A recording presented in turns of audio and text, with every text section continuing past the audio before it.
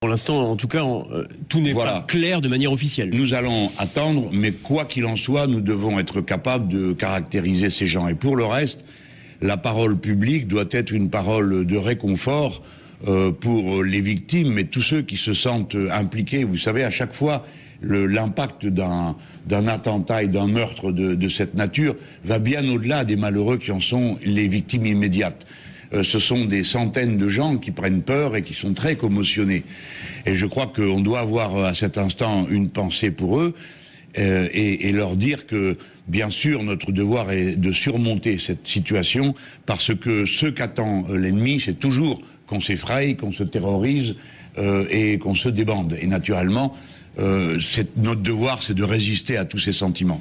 Nicolas Barret. A posteriori, est-ce que ça justifie la prolongation de l'état d'urgence décidé il y a quelques jours par le président de la République? La seule appréciation qu'on puisse avoir sur un moyen, c'est son efficacité. L'état d'urgence a donné lieu, selon les rapports d'Amnesty International, à toutes sortes de débordements et a été utilisé pour beaucoup pour neutraliser des militants écologistes et d'extrême gauche. Mais on ne voit pas qu'au-delà des premières heures où il est mis en place, il est une efficacité dans la lutte antiterroriste. Il y a eu aussi, Jean-Luc Mélenchon, des dizaines d'arrestations, des caches d'armes. En tout cas, ses promoteurs et le gouvernement expliquent qu'il a pu éviter des attentats. C'est sa justification. Moi, je n'ai pas l'intention de diminuer si peu que ce soit les capacités de protection qui résultent d'une décision ou d'une autre. Mais les spécialistes, ce que je ne suis pas, disent que la prolongation indéfinie de l'état d'urgence amoindrit les anticorps républicains, comme on dit, et démocratiques du pays, et en même temps sans une efficacité technique très grande. Celui qui a dit ça n'est pas quelqu'un de mon bord, c'est le président de la commission qui s'occupe de ces questions et qui était un membre du parti Les Républicains. Donc je crois qu'on est là dans des situations où on fait des appréciations techniques. Bon, l'état d'urgence ne peut pas être appliqué comme ça indéfiniment. J'apprends que le président de la République aurait l'intention de mettre le contenu de l'état d'urgence dans le droit commun. J'espère qu'il n'en fera rien, parce que c'est une victoire de l'adversaire si nous commençons, nous, à diminuer le niveau des libertés publiques. Alors sur les moyens, justement, pour nous protéger, Yohann Usaï. Vous souhaitez supprimer l'opération Sentinelle pour confier la sécurité des lieux publics aux policiers. Est-ce que c'est une proposition que vous maintenez? Oui, bien sûr. Les militaires doivent prendre en charge des tâches militaires. La présence, l'opération Sentinelle est extrêmement coûteuse en temps, en usure morale et psychologique des personnes qui sont recrutées pour être des militaires et qui se retrouvent à passer 10 heures à patrouiller dans des gares et devant des bâtiments. La police nationale... Et qui a elle-même été victime d'ailleurs d'agressions terroristes, puisque des militaires en ont été victimes. Évidemment... les abrutis de service les agressent parce que ce sont des personnes en uniforme. Bon, mais peu importe, ce n'est pas ça qui est le critère décisif. Le critère décisif, c'est la perte de temps, l'usure morale, la disproportion, car évidemment, la riposte d'un militaire n'est pas de même nature que celle d'un policier. Les policiers sont habitués, moyennant d'autres débordements, mais les policiers ont une meilleure maîtrise de ce type de situation. Voilà comment j'ai été conduit à dire que les opérations de police doivent être conduites par la police et les opérations militaires par des militaires. Cette distinction, qui peut paraître étrange à ceux qui nous occupent, est d'une grande importance pour la conduite opérationnelle des actions. Donc vous maintenez cette proposition. Ce matin, encore une fois, malheureusement et tristement marqué par une nouvelle attaque terroriste, et l'occasion de se poser la question de la task force que indique vouloir constituer autour de lui le nouveau président de la République, Emmanuel Macron, afin de fédérer, d'organiser les services, les 6 services qui permettent de lutter contre le terrorisme. Est-ce que vous le soutenez dans cette démarche ? J'attends de comprendre exactement en quoi elle consiste, car je suis entouré de conseillers qui sont des spécialistes, souvent d'actifs de la lutte antiterroriste, c'est-à-dire des gens qui sont sur le terrain. Il faut faire attention à ce qu'on dit. Jusqu'à présent, la lutte antiterroriste n'a pas été abandonnée à des amateurs dans le chaos et le désordre. Ce n'est pas vrai. Les services de sécurité étaient extrêmement bien mobilisés et coordonnés du mieux qu'ils le pouvaient. Que le président de la République veuille augmenter le niveau de concentration autour de sa personne, à mon avis, est une erreur. Parce que ce sont des tâches extrêmement concrètes extrêmement précises, qui reposent beaucoup sur du renseignement. Comme vous le savez, c'est pourquoi, pour ma part, j'ai toujours privilégié le renseignement humain sur tout autre moyen de combat et de riposte. Je pense que s'il concentre trop, il va prendre en ligne directe des responsabilités qu'il n'est pas bon de prendre.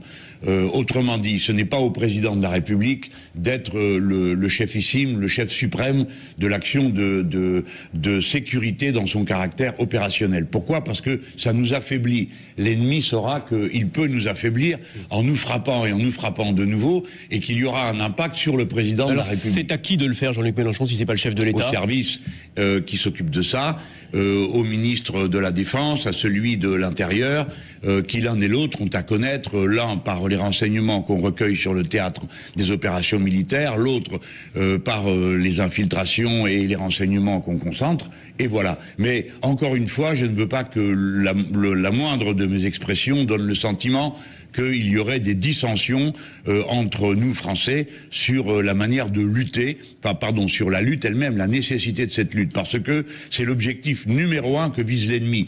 S'il nous frappe, par exemple, en Angleterre pendant des élections, c'est bien pour peser sur le processus démocratique. Précisément. Justement, à Londres, les partis politiques viennent d'annoncer qu'ils suspendaient leur campagne électorale. Les législatives ont lieu jeudi. La gauche, avec Corbyn, était en train de remonter de façon assez forte. Est-ce que vous pensez que cet événement est de nature à favoriser la droite? Je ne sais pas, parce que dans les premiers temps, oui, c'était vrai. Il y avait les schémas traditionnels, on pensait que la droite était plus préoccupée de sécurité et la gauche moins. Le temps passant, la multiplication des attentats, aussi bien en Europe que dans les autres pays, et je demande qu'on s'en souvienne. Pour l'instant, le plus grand nombre des morts a été en Afghanistan, en Syrie, en Irak, assassinés par la même bande de lâches. Maintenant, tout le monde a bien compris que ce n'est plus une affaire gauche ou droite, parce que tout le monde est mobilisé pour essayer de contrer les coups que nous recevons et d'emporter à notre tour. Mais il est vrai que ça crée une ambiance anxiogène qui n'est pas favorable aux idées de M. Corbyn. Mais on ne peut pas mesurer l'impact aujourd'hui, parce que nos concitoyens, qu'ils soient français ou anglais, ont élevé leur niveau de conscience et ne s'arrêtent pas aux apparences. Nous le verrons, puisque les élections, en tout cas si la campagne est suspendue, doivent normalement se maintenir jeudi en Grande-Bretagne. Alors cette actualité britannique domine naturellement tout le reste ce matin, mais je reviens tout de même sur la décision qui a à peine 48 heures de Donald Trump de sortir de l'accord de Paris sur le climat. Est-ce qu'il faut aller au-delà de la condamnation verbale? Emmanuel Macron a parlé d'erreurs, de fautes, et prendre des sanctions, des mesures de rétorsion diplomatique contre les États-Unis. Et si oui, de quelle nature? Monsieur Namias, vous mettez le doigt au bon endroit. C'est ce que j'ai dit dès hier en apprenant la décision de M. Trump. Cette décision est celle d'un homme borné et stupide, qui est la traduction en mots simples du mot climato-sceptique. Être sceptique sur le changement climatique, c'est tout simplement nier une évidence que tout le monde reconnaît et qui n'a rien d'idéologique. Bon, M. Trump part d'un raisonnement extrêmement borné. Il dit « je suis là pour m'occuper des Américains de Philadelphie, pas de Paris ». Mais cet homme n'a pas compris que l'atmosphère est la même d'un bout à l'autre de la planète, et que à partir du moment où il méconnaît les intérêts des Parisiens, il méconnaît aussi ceux des gens de Philadelphie. C'est vraiment une décision stupide et qui met en cause l'humanité tout entière. Il me paraît important que nos auditeurs comprennent bien que l'accord de Paris était déjà un accord, si vous voulez, lui-même discuté. Tout le monde comprenait qu'il fallait faire mieux, parce que on s'est engagé à 2 degrés d'augmentation. Au dernier moment, on a dit, vaudrait mieux viser à 1,5, parce que sinon, il y a déjà une dizaine d'États qui seront engloutis par les flots. Et à la fin, quand on a recensé le total des engagements des pays, on s'est aperçu que c'était 3,5 degrés. Par conséquent, l'accord lui-même devait être amélioré. Oui, mais comment... Le mauvais coup de M. Trump, il faut d'abord qu'on le mesure. Mais comment, une fois qu'il est mesuré, et il a été bien posé depuis 48 heures, encore une fois, je reformule ma question. Oui, j'ai entendu, il faut sanctionner. À l'encontre, et comment? Oui. Alors, premièrement, commençons par dire que nous sommes légitimes à vouloir sanctionner. Après tout, ce qu'on appelle la communauté internationale, c'est-à-dire toutes sortes de coalitions, interviennent ici, là, pour un régime qui déplaît aux États-Unis d'Amérique. Bon, là, ce sont les États-Unis d'Amérique qui menacent le monde entier. Madame Merkel a dit qu'ils se comportaient d'une manière nuisible pour l'humanité. Donc, moi, je suis partisan du fait que les puissances européennes, qui sont les plus engagées dans l'accord de Paris, forment une coalition pour faire peser sur les États-Unis d'Amérique des contraintes économiques et financières, eh bien, on pourrait, les États-Unis, par exemple, vous savez, retirent les licences bancaires des établissements qui commercent avec les pays dont ils ont décidé qu'ils sont sous embargo. On pourrait placer on pourrait faire pareil, c'est-à-dire dire aussi longtemps que vous n'avez pas cédé et que vous continuez à mettre le monde entier en danger, nous ne vous permettons plus les transactions financières avec le vieux continent. Voilà. Ou bien nous ne vous permettons plus de vendre tel ou tel véhicule parce qu'ils sont eux-mêmes producteurs de gaz à effet de serre. Nous pourrions prendre, il faut frapper les États-Unis au portefeuille, c'est la seule chose qu'ils comprennent. On vous entend là-dessus. Est-ce que la présence de Nicolas Hulot dans ce gouvernement vous semble une garantie que ces questions écologiques seront bien défendues? Et notamment, est-ce que vous pensez qu'il aura gain de cause sur Notre-Dame-des-Landes? Bon, une garantie, je ne le crois pas. Je comprends sa démarche, j'ai de la sympathie pour lui, comme beaucoup de gens dans nos milieux de l'écologie humaniste. Bon, Monsieur Hulot fait une expérience, il faut la mettre à sa place et il faut l'accompagner dans l'idée qu'il s'en fait. Il n'a jamais prétendu changer le monde à lui tout seul. Mais il a du mal à me faire croire que dans un gouvernement dont le Premier ministre est le représentant du lobby nucléaire, ça a été son métier, il était chargé des relations publiques institutionnelles, Monsieur Édouard Philippe, pour Areva. Il n'a zéro chance d'arriver à raisonner le Premier ministre. Il y a un président de la République qui a donné un cap quand même. Oui, oui. Alors on le discutera le moment venu quand on verra les mesures précises. Mais ensuite, quand on voit le nombre de lobbyistes qui sont présents dans le gouvernement et qui représentent des multinationales et dans les candidats à la députation dans la République En Marche, la tâche de Monsieur Hulot va bientôt devenir celle d'Hercule lui-même. Donc vous pensez que ça n'est qu'une simple caution, qu'il n'a pas un avenir à long terme au sein de ce gouvernement? Je sais pas, j'ai tendance à être optimiste. Je me dis peut-être que Monsieur Hulot bloquera, ralentira, mais inversera, non. Parce que tout à l'heure, vous m'avez posé une question sur M. Trump. J'ai parlé des sanctions, mais j'ai envie de dire la meilleure chose que les Français pourraient faire, c'est de montrer l'exemple et nous-mêmes d'avoir un plan pour passer à 100% d'énergie renouvelable et sortir du nucléaire. Vous savez très bien qu'on en est très loin aujourd'hui. Pourtant, il y a 19 réacteurs qui vont arriver en fin de vie pendant le mandat du président Macron. Et ce qui était au cœur de votre campagne présidentielle et au cœur de votre campagne législative. Avant d'en venir à l'actualité très riche aussi en France, encore un mot d'international. Vous qui étiez indulgent avec Vladimir Poutine pendant la campagne présidentielle, en tout cas, vous n'étiez pas aligné sur ceux qui le condamnaient à tout bout de champ. Est-ce que vous avez vous avez raison de parler de ceux qui le condamnaient à tout bout de champ. Est-ce que vous avez justement apprécié la façon dont le président russe a été reçu et traité avec les honneurs au château de Versailles par Emmanuel Macron en début de semaine? Non, c'est pas ma vision des choses, mais bon, je comprends que dans la chaleur de la polémique, il était bon de me diaboliser et de m'attribuer Monsieur Poutine, dont j'ai toujours dit que si j'étais russe, je ne voterais pas pour lui. Bon, je n'étais pas d'accord pour qu'on en fasse l'ennemi public numéro 1 en Europe et qu'on rompe toute relation avec, au point de marcher d'un pas tranquille vers une confrontation armée. Je rappelle qu'il y a eu des manœuvres militaires des Nord-Américains en Pologne et sur la frontière de l'Est de l'Europe que je trouve tout à fait disproportionnées. Mais pour autant, je n'ai jamais dit que j'étais d'accord avec l'annexion de la Crimée. Et le vote qu'il y a eu en Crimée, bon, j'en prends acte. Je sais que la Crimée a un passé russe qui peut justifier qu'on pense qu'elle est russe, mais nous sommes français. Donc il faut maintenir les sanctions. Notre intérêt à nous, c'est qu'il y ait une discussion. Les sanctions. Mais j'ai proposé une conférence sur la sécurité en Europe, précisément pour pouvoir rediscuter des frontières et évaluer avec les Russes en quoi ils se sentent menacés. De manière à ce que s'ils se sentent menacés, ce niveau de menace puisse être abaissé, mais que de leur côté aussi, ils abaissent le leur. Ça n'a pas été entendu. Donc je trouve disproportionné de le recevoir en grande pompe à Versailles, avec toute la magnificence de la monarchie présidentielle. Nous avons avec les Russes une discussion rationnelle, mais claire, qui doit avoir lieu. Nous ne sommes pas d'accord pour qu'on bouge les frontières en Europe. Voilà pourquoi je propose une conférence de la sécurité. Si les Russes nous disent la Crimée est russe, eh bien très bien, organisons une élection en Crimée sous contrôle de l'ONU ou de l'organisme international qui est habilité. Si les gens de Crimée choisissent d'être russes, soit ils seront russes. Mais nous ne pouvons pas accepter que les frontières bougent et que nous, les Français, nous soyons juste invités à contempler. Position est claire ce matin, Jean-Luc Mélenchon. On va en venir maintenant à l'actualité française très riche, à tout juste une semaine, jour pour jour, des élections législatives. On se retrouve tout de suite avec vous, Jean-Luc Mélenchon, en direct de Marseille. Et on se retrouve à Marseille pour ce grand rendez-vous qui accueille Jean-Luc Mélenchon, qui mène la campagne pour la France insoumise, mais qui mène une campagne également à quelques encablures d'ici, dans une circonscription de Marseille. François Bayrou, le nouveau garde des Sceaux, revient ce matin dans le journal du dimanche sur son texte de confiance dans la vie démocratique. Il faut dire confiance dans la vie démocratique. On parle plus de moralisation maintenant.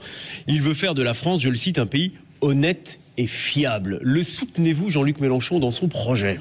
Son intention est tout à fait louable. Je me demande qui est-ce qui serait pour qu'on soit un pays malhonnête et pas fiable. Personne. Je vous le concède bien volontiers. Donc, je ne peux que, comme tout le monde, partager cette intention. Au demeurant, je peux tout à fait croire à la sincérité de Monsieur Bayrou, qui n'a jamais été considéré dans ce pays comme un homme d'argent ou intéressé par ces milieux-là. Alors je préfère dire aux autres qu'il ferait bien de se méfier, parce que compte tenu de la quantité de lobbyistes de toutes sortes qu'il y a dans ce gouvernement et dans les candidats de En Marche, je doute que ça, M. Bayrou... vous y allez sur les lobbyistes au sein du gouvernement. C'est la deuxième fois depuis le début de cette émission. Parce que la presse, d'abord, c'est un phénomène... c'est la première fois en France qu'on voit ça. Dans le passé, jamais la droite, qui était la plus intéressée jusque-là aux questions économiques, ne mettait en scène autant de lobbyistes. Mais vous pouvez d'un mot préciser, pardonnez-moi Nicolas, ce que vous voulez dire par les lobbyistes au sein du gouvernement? C'est le journal Marianne et quelques autres qui ont fait la liste qui montre comment les grandes entreprises du pays ont tout d'un coup des candidats aux élections législatives par le biais de La République En Marche, qui sont souvent, il y a 17 ou 18 cas repérés, des gens qui s'occupent auparavant pour leur entreprise de relations publiques institutionnelles. C'est-à-dire qu'avant, ils s'occupaient d'essayer de faire passer les intérêts de leur corporation auprès des députés. Maintenant, ils espèrent être directement députés. Ce que vous appelez lobbyiste, d'autres l'appellent société civile, tout simplement. Oui, en effet, j'ai vu qu'on repeignait ça en société civile. Mais alors, comment faire? Personnellement, la France insoumise a 560 candidats. Ils ont tous un métier à cette heure, puisqu'aucun d'entre nous n'est sortant d'un mandat électoral à part moi. Bon, donc, est-ce que je dois les appeler société civile? Mais c'est grotesque. Ça veut tout simplement dire. Vous êtes du privé, vous n'êtes pas forcément un lobbyiste? Mais j'en conviens parfaitement. On peut venir du milieu privé, être un innocent, sans intention particulière. Prenons un exemple. Le directeur adjoint du MEDEF qui devient directeur de cabinet de la ministre du Travail, vous aurez du mal à me faire croire que son approche des questions du travail soit autre chose que celle dans lesquelles il a été respecté par les organisations syndicales. Non, mais pour les autres, monsieur, je vais vous dire... Il y a aussi un ancien responsable de Force ouvrière dans les équipes qui préparent les textes sur le social. Ça. Donc vous voyez... Non, monsieur Namia, je comprends que vous vouliez ménager la chèvre et le chou, mais à la fin, c'est la chèvre qui mange le chou. Non, mais monsieur Namia, à la fin, c'est la chèvre qui mange le chou. Mélenchon, est-ce que ça veut dire que pour vous, l'ensemble de ce gouvernement est entaché par le soupçon?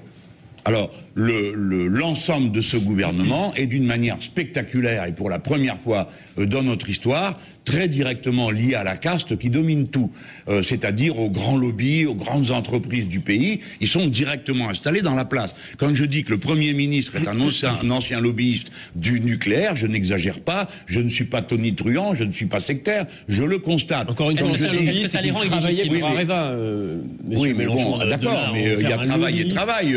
À Areva, vous avez des gens qui montent et qui démontent des centrales nucléaires, certains qui coulent du béton, et puis vous avez ceux qui sont tout en haut, dont le but était, lorsqu'on est chargé des relations institutionnelles d'Areva, ça signifie qu'on est chargé d'aller auprès des institutions faire de la mise en valeur des raisons d'Areva. Je vous en prie. Au moins, admettez ce fait, c'est un fait et c'est vos collègues qui le mettent en avant. Quand on vous entend, on a l'impression que dans votre bouche, ça les rend illégitimes, qu'ils n'ont pas la capacité pour exercer leurs responsabilités. Mais non, pas du tout. Je sais qu'ils vont l'exercer d'une certaine manière et c'est contre cette manière que je propose une alternative. Vous avez ou bien le gouvernement du MEDEF, du CAC 40 et des grandes entreprises du pays et leurs députés, ou bien le gouvernement de l'humanisme écologique et social que j'incarne. Mais ça s'appelle la démocratie, ça. Quant au fait qu'ils viennent du secteur privé, ça ne les disqualifie pas à mes yeux. Dans les 560 candidats que je présente au titre de la France insoumise, vous en avez un bon tiers ou une bonne majorité qui travaillent dans le secteur privé. Le fait de travailler dans le secteur privé ne rend pas inapte à remplir des fonctions publiques.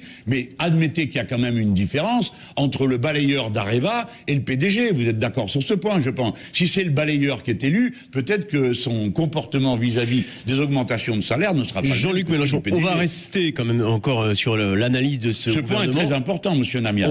J'en fais une affaire de fond. Et vous avez dit, la caste est au pouvoir et à la fin des élections législatives, si on donne une majorité absolue et les pleins pouvoirs à monsieur Macron, la caste aura tous les pouvoirs. C'est pourquoi monsieur Bayrou, à mon avis, tire un peu court.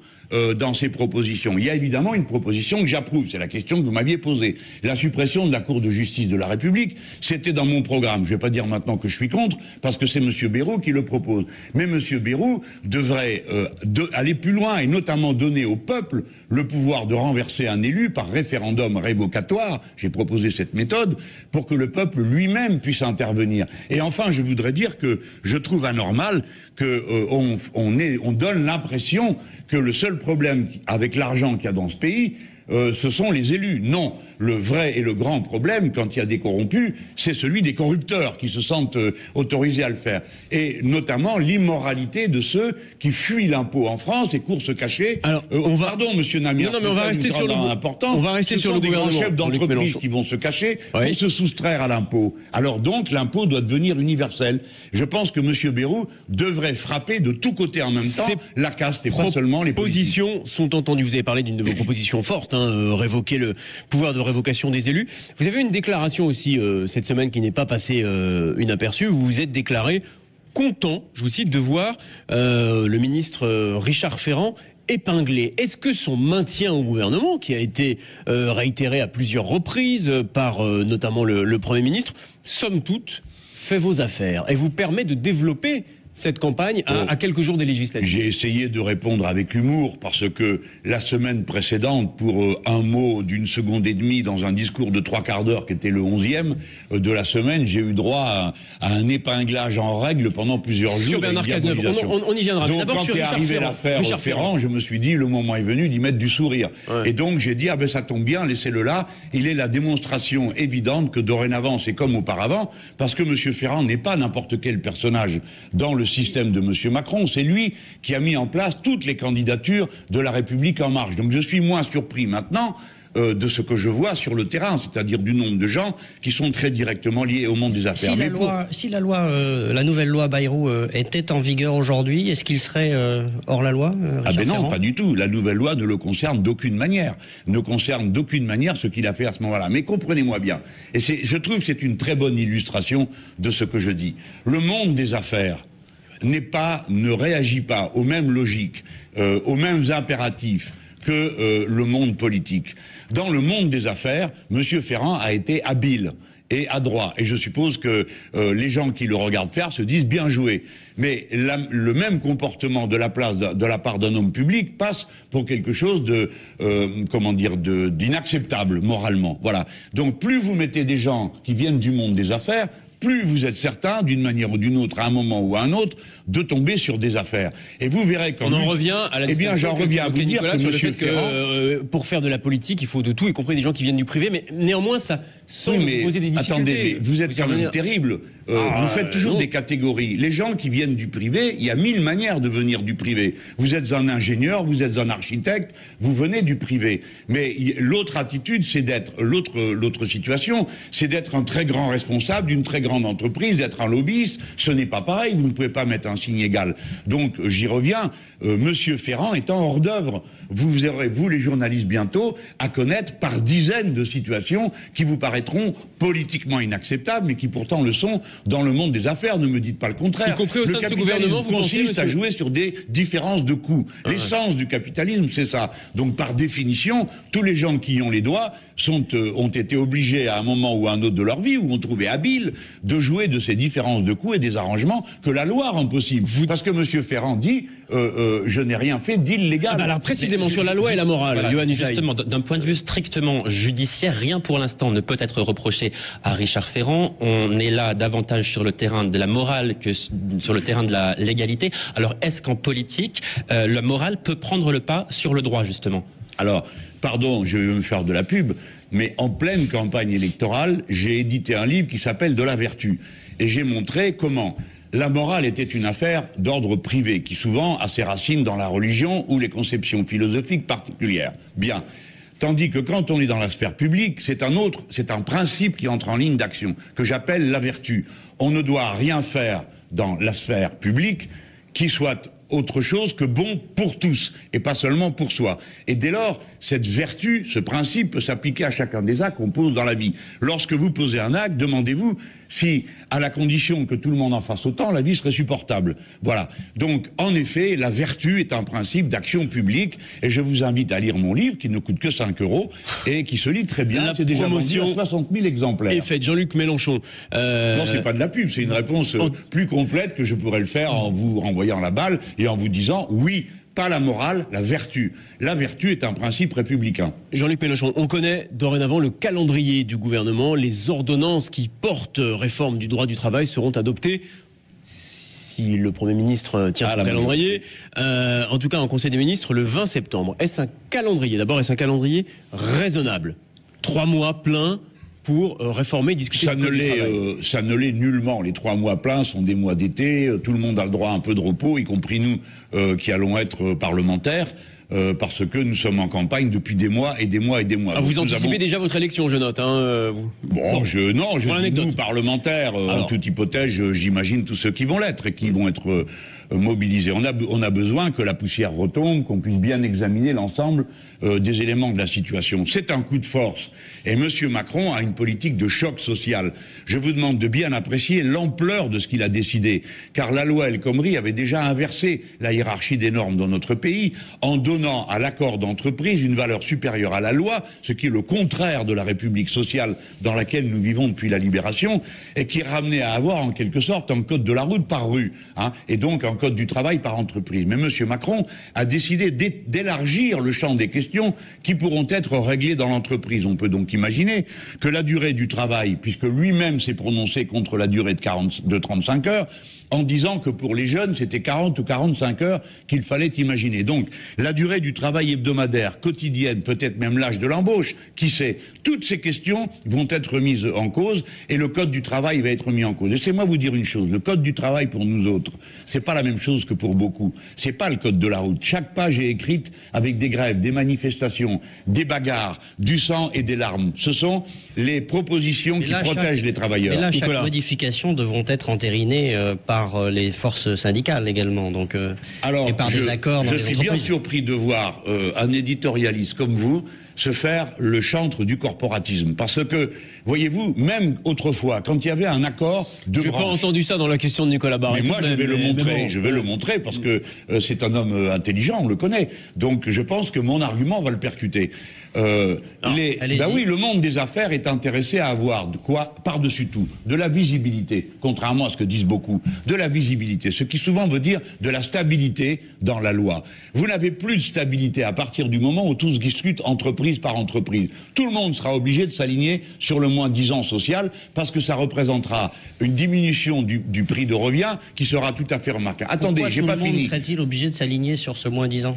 Mais bien sûr que oui, vous le savez aussi bien que moi. Si vous produisez une prestation qui coûte moins cher que l'autre, c'est vous qui avez le dernier mot. Enfin, tout le commerce mondial repose là-dessus. Encore faut-il qu'il y ait des accords dans ces entreprises. Voilà, je reviens à votre question, mais auparavant, je vous aurais quand même mis un petit taquet pour vous faire réfléchir sur la conséquence du fait qu'il y a à mettre toutes les entreprises... On vous a connu plus virulent sur les taquets, Jean-Luc Mélenchon, mais l'émission n'est pas terminée. C'est une manière de sourire quand même. Absolument. Mais vous êtes sinistre. Laissez-moi vous répondre. On essaie de ne pas quand vous avez ce que vous venez de dire, vous dites il faudra qu'il y ait un accord des forces syndicales. Mais je ne suis pas d'accord avec ça, moi. Parce que quand il y avait jusque-là un accord de branche, que par extension, le Parlement l'étendait à tous les travailleurs. Si bien qu'en France, quoique nous ayons un niveau de syndicalisation inférieur à celui d'autres pays d'Europe, les travailleurs sont mieux protégés par les conventions collectives que dans n'importe quel autre pays d'Europe. Pourquoi ? Parce qu'on le vote au Parlement. Qui est au Parlement ? Au Parlement, vous avez les deux parties prenantes, syndicats et patrons,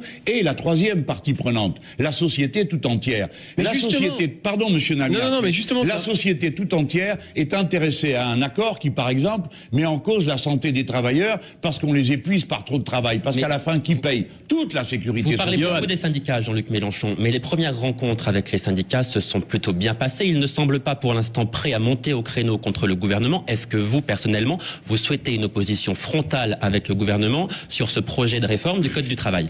Ce serait un véritable cadeau, alors Mélenchon plus dur que les syndicats. Mais c'est le chef de l'État lui-même qui, répondant à M. Le Drian qui lui dit comment ça s'est passé, a répondu ça s'est très bien rien passé, j'aurais rien dit. Alors dans ces conditions, en effet, toutes les rencontres sont suaves. Mais est-ce que vous tenez ça, Jean-Luc Mélenchon? J'ai pas eu cette information. Pardon. Comment vous connaissez les conversations entre le chef de l'État et Jean-Yves Le Drian? Je vous invite, Monsieur Namias, à aller sur les réseaux sociaux. Très bien. Vous avez souvent des vidéos extrêmement instructives. Cette déclaration m'avait échappé. Oui. Voilà, ça a été dit, vu et commenté par plusieurs de vos confrères. Donc je n'invente rien. Et au demeurant, quand une élection vient d'avoir lieu, je trouve normal que les organisations syndicales commencent par manifester le fait qu'elles s'inclinent devant le suffrage universel. Je trouve ça normal. Nous ne sommes pas en guerre civile et je ne vois pas l'intérêt qu'il y a à sans cesse être dans une position frontale. Mais s'il faut, ça veut dire que s'il y a la majorité à l'Assemblée nationale, les Français auront tranché, donc vous n'appellerez pas à manifester contre cette réforme. Alors, il me reste donc à vous instruire sur ce qu'est la démocratie. La démocratie, ce n'est pas un blanc-seing qui est donné aux élus. Si précisément il y a des élus, à ce moment-là, monsieur, il n'y aurait plus besoin d'assemblée. Il suffirait qu'on ait un programme, il a été adopté par une majorité et on l'exécute. Non, il y a une assemblée. Pourquoi? Parce qu'on va discuter, on va amender, parce que la France est composée de plusieurs points de vue sur la question et que le fait que l'on ait décidé majoritairement quelque chose ne retire pas le droit aux autres de continuer à maintenir leur avis et essayer d'en faire la démonstration de la valeur. Très bien. Donc, il y a un débat et il y aura l'exercice de la démocratie sociale. Et je suis très choqué de voir que le porte-parole du gouvernement ait pu oser dire qu'on n'aurait pas le droit de bloquer le pays, menaçant ainsi les organisations syndicales et les gens qui voudraient manifester. Je vous rappelle qu'on a eu, sous M. Hollande, 2200 et des poussières condamnations, des gens éborgnés, gazés, matraqués de toutes sortes. Je trouve que M. Castaner, qui est un socialiste, c'est peut-être pour ça qu'il parle d'une manière aussi violente aux travailleurs, mais je trouve que ses propos étaient tout à fait exagérés. Pas très loin d'ici d'ailleurs, à Fort-Calquier. Autre débat qui va avoir lieu. Il n'est pas élu pour l'instant, il est candidat. En tout cas, il est sortant. Celui sur la fiscalité, notamment la CSG, Nicolas Barré. Sur la CSG, justement, vous dénoncez le projet du gouvernement qui propose d'augmenter la CSG et en contrepartie de supprimer des allocations, des cotisations maladie et chômage. Et donc de plus que compenser par cette suppression de cotisations. Pourquoi est-ce que vous êtes contre cet impôt qui frappe aussi le capital d'ailleurs? Alors, c'est clair que la CSG a une assiette qui déborde sur le capital.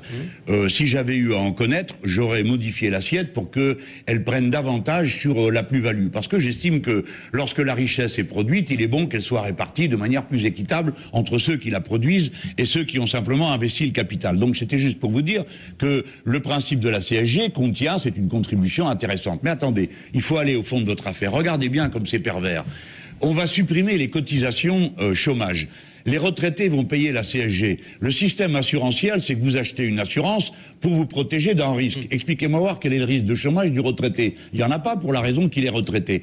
De la même manière, si vous regardez comment ça va se passer, jusqu'à 1200 € de revenus mensuels, ce qui est beaucoup, vous allez vous faire délester de 250 € dans l'année. Par contre, dès que vous allez être en dessus, c'est-à-dire tout en haut de l'échelle des salaires, la compensation, c'est-à-dire ce qui sera à passer, que vous payez autrefois en cotisation, pardon monsieur, et que vous allez retrouver en salaire, va être que les hauts salaires vont gagner plus, tandis que les bas salaires vont Jean-Luc gagner Mélenchon, moins. les chiffres du gouvernement, c'est 260 € annuels de gains pour un SMIC. Donc, c'est-à-dire, là, nous n'avons dans la vraiment pas les mêmes chiffres. Ce sont les chiffres du gouvernement. Les gens, oui, mais vous avez le droit de croire. Il y a un gain mais ne prenez pas cet air ennuyeux. Si vous partez du fait que ce que dit le gouvernement est vrai, faites un autre métier, faites porte-parole du gouvernement. Non, j'oppose les chiffres du gouvernement pour savoir quelle est votre réponse. Mais je viens de le faire. Je viens de vous dire que ce n'est pas mon calcul. Vous ne pouvez pas m'objecter que les chiffres du gouvernement seraient plus vrais que les miens. Regardez ce qui circule de partout. Allez lire les Échos et vous verrez dans les Échos, c'est parfaitement expliqué. Ceux qui gagnent le plus gagneront le plus. Mais monsieur Namias, comme vous-même, monsieur l'éditorialiste, écoutez-moi. Nicolas Barré, c'est le l'éditorialiste des Échos. Je dis l'éditorialiste parce que ça l'installe dans son statut qui est plus important. Écoutez-moi bien. Écoutons votre réponse. Laissons un instant de côté le fait que ceux qui gagnent le plus vont gagner encore plus. Après tout, ça peut très bien faire leurs affaires. Mais qu'est-ce que ça veut dire? Les petites payes, les petites retraites vont perdre 260 € dans l'année. Écoutez, c'est très grave. Pourquoi? Parce que si vous regardez ça individuellement, il y a des gens qui vont basculer dans la pauvreté à cause de ça. Ça va tomber le mois où ils payent pas le loyer, où ils payent pas l'électricité et où ils vont avoir toutes sortes de problèmes. Mais si vous regardez en macroéconomie, c'est-à-dire la somme que ça va retirer de la consommation populaire, car la consommation des gens qui gagnent 1200 €, c'est qu'ils dépensent 1200 € parce qu'il n'y a pas moyen de faire autrement. Ça fait 20 milliards de moins retirés de l'activité. Alors dites-moi, monsieur l'économiste, si vous trouvez que c'est le moment de retirer 20 milliards de l'économie réelle. Vous ne prenez qu'un côté de l'équation. Vous savez très bien qu'il y a un gain net. Enfin, en tout cas, c'est ce que dit le projet du gouvernement. Vous et moi, voilà. Nous ne gagnons pas 1200 €, monsieur. Hein, nous gagnons plus. Eh bien, nous, quand nous avons 200 ou 300 € de plus, ne me dites pas qu'on court les dépenser, ce n'est pas vrai. Ça va rentrer dans une logique d'épargne qu'aussi bien tout le monde observe. On voit que l'épargne des hauts salaires augmente parce que les hauts salaires savent qu'ils sont menacés eux aussi par la précarité et que donc il y a des niveaux de rendement de l'épargne qui ne retrouvent pas dans l'activité réelle. Donc racontons pas d'histoire, c'est 20 milliards de moins. Vous auriez raison si vous et moi, gagnant 200 € de plus ou 300 € de plus, on se précipitait pour aller acheter au magasin du coin de la nourriture de plus. Ce n'est pas vrai. Alors, le problème arithmétique est posé, j'en reviens. Non, c'est un problème économique. Alors, est-ce que retirer 20 milliards de l'économie réelle, c'est une bonne idée? Il reste quelques minutes avant la fin de cette émission. On voudrait vous poser quelques questions politiques et sur votre candidature notamment. Nous sommes ici à Marseille. On aperçoit le magnifique port derrière vous, sous un soleil absolument radieux. Vous êtes candidat dans la 4e circonscription des Bouches-du-Rhône. Alors, c'est une circonscription qui est considérée comme acquise à la gauche et donc comme facile pour vous. Pourquoi ne pas avoir choisi d'aller dans une circonscription où le Front National est puissant pour aller chercher le Front National sur son terrain? Merci de me suggérer les attitudes quichotesques qui correspondent à mon personnage. Bah oui. Mais pour le reste vous du nous temps, avez habitués à ça. À la sortie de... Oui, c'est vrai, je l'ai fait aussi, mais je sais faire d'autres choses. À la sortie des élections présidentielles, il est apparu que j'étais en tête de toutes les formations politiques dans les grandes métropoles du pays. Mon devoir de conduire la bataille des élections législatives m'a conduit à décider de m'y présenter. Et donc, il fallait choisir où. J'ai choisi la ville de Marseille parce que c'est celle qui a le plus à dire au pays et qui se trouve être aujourd'hui privée de voix parce que les querelles intestines à la ville et à la classe politique de cette ville absorbent toute leur énergie. Or, nous avons ici le quartier le plus pauvre de toute la France, nous avons une concentration de richesses, nous avons une population qui vit dans une forme d'abandon qui l'a conduit à des formes d'auto-organisation et à la présence d'un mouvement social extrêmement puissant. Et tout cela fait que je veux le représenter à l'Assemblée nationale. Jean-Luc Mélenchon. Mais attendez, je veux terminer en disant que vous commencez à me chauffer sur cette histoire d'aller dans le quartier où le Front National est fort. D'abord, il y a déjà quelqu'un qui est candidat à cet endroit dont nous considérons, nous, qu'elle est emblématique de la France que nous voulons construire. Il s'agit de Mme Sarah Swahili, qui est une championne de boxe et en même temps une doctorante en criminologie. Et cette jeune femme étant de surcroît pour partie comorienne, eh bien représente la France. Et moi, je suis tellement fier de l'avoir dans nos rangs qu'il ne m'est pas venu à l'esprit d'aller la remplacer. C'est elle qui va battre cet homme d'extrême droite, dont je rappelle qu'il n'est maire de son... Stéphane Ravier. Oui, monsieur Stéphane Ravier, n'est maire de cette commune, de cette partie de la commune de Marseille, que parce que le Parti Socialiste a maintenu sa liste au 2e tour des élections municipales. Et je voudrais vous dire que pendant qu'on y est, monsieur Cazeneuve vient la semaine prochaine dans la circonscription de monsieur Menucci. Alors, est-ce que ça n'est pas une forme de mansuétude à l'égard de monsieur Ravier? Pourquoi monsieur Cazeneuve n'irait-il pas dans la circonscription et hier, monsieur Mélenchon, c'était le ministre de l'Intérieur, Gérard Collomb, qui vous voyez, j'ai déjà attiré ça défendre le candidat En Marche. Il y a tout le gouvernement qui défile ici. Mais vous avez évoqué là deux sujets qui appellent des questions, Bernard Cazeneuve, et peut-être aussi d'abord l'attitude vis-à-vis du Front National, le maintien ou non en cas de, si, clairement, un de vos candidats ou vous êtes moins bien placé qu'un autre candidat pour l'emporter, est-ce que vous faites comme la stratégie adoptée par En Marche, la stratégie adoptée par les Républicains de François Baroin, c'est-à-dire il faut battre le Front National à tout prix? Alors, clairement, la consigne restera la même, pas une voix pour le Front National. Et je me permets humblement, si vous le permettez, de faire remarquer que sont responsables du résultat du Front National ceux qui votent pour le Front National. Donc un démocrate ne peut rien faire d'autre que d'essayer de convaincre des gens qui votaient Front National de voter pour quelqu'un d'autre. Je pense que nous y avons réussi mieux que n'importe qui dans l'élection présidentielle. Et je redis en profitant de votre micro aux gens, écoutez, c'est pas parce que vous êtes fâché qu'il faut devenir facho. Et vous avez, avec la France insoumise, une puissance politique de première grandeur qui ne combine et ne s'arrange avec personne. Donc, si vous voulez un bulletin de vote qui passe un coup de balai, eh ben maintenant vous en avez un deuxième, vous en avez un qui s'appelle la France insoumise.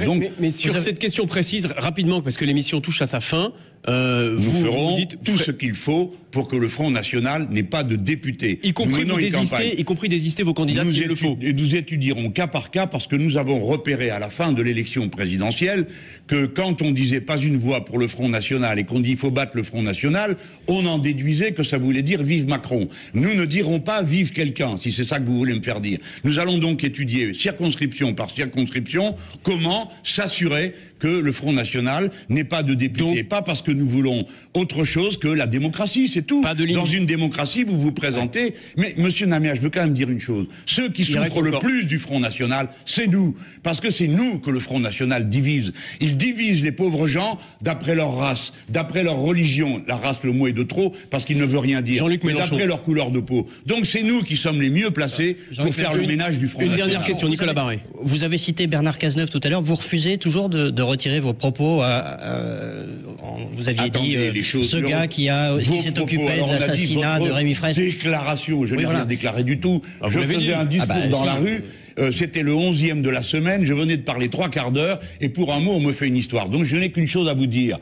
Monsieur Cazeneuve a dit qu'il me ferait un procès en diffamation. Eh bien, faisons un procès en diffamation. À cette occasion, enfin, les circonstances extrêmement troublantes de la mort de Rémi Fraisse seront discutées. Et vous verrez qui, à la fin, sortira grandi de cette histoire. En tout cas, tous mes amis du Sud-Ouest m'ont dit, surtout ne recule pas, parce que nous allons enfin pouvoir avoir un procès. Donc, je dis à monsieur Cazeneuve, qui a beaucoup fait matraquer et gazer pendant toute la loi El Khomri, qui est l'inventeur de la NAS pour enfermer des manifestants et qui a déployé des consignes d'une brutalité inouïe dans le cas du testé, que le procès en diffamation ne me fait pas peur. Ce sera le procès de ces méthodes policières qui n'étaient pas bonnes et qu'il aurait dû assumer en responsabilité en présentant sa démission, comme je l'avais demandé à l'époque, ainsi que Madame Duflot, ainsi que beaucoup de gens l'avaient fait à l'époque dans le pays. Cette émission touche à sa fin, compte tenu des propos de Bernard Cazeneuve que vous venez encore de prononcer. Je doute effectivement qu'il lève sa plainte en diffamation. Merci, en tout cas, Jean-Luc Mélenchon, d'avoir été l'invité de ce grand rendez-vous. Merci à vous en direct de Marseille. D'être venu jusqu'à moi dans cet endroit magique. Mais c'était un plaisir d'être ici à Marseille. Il reste une semaine de campagne avant les élections législatives et avant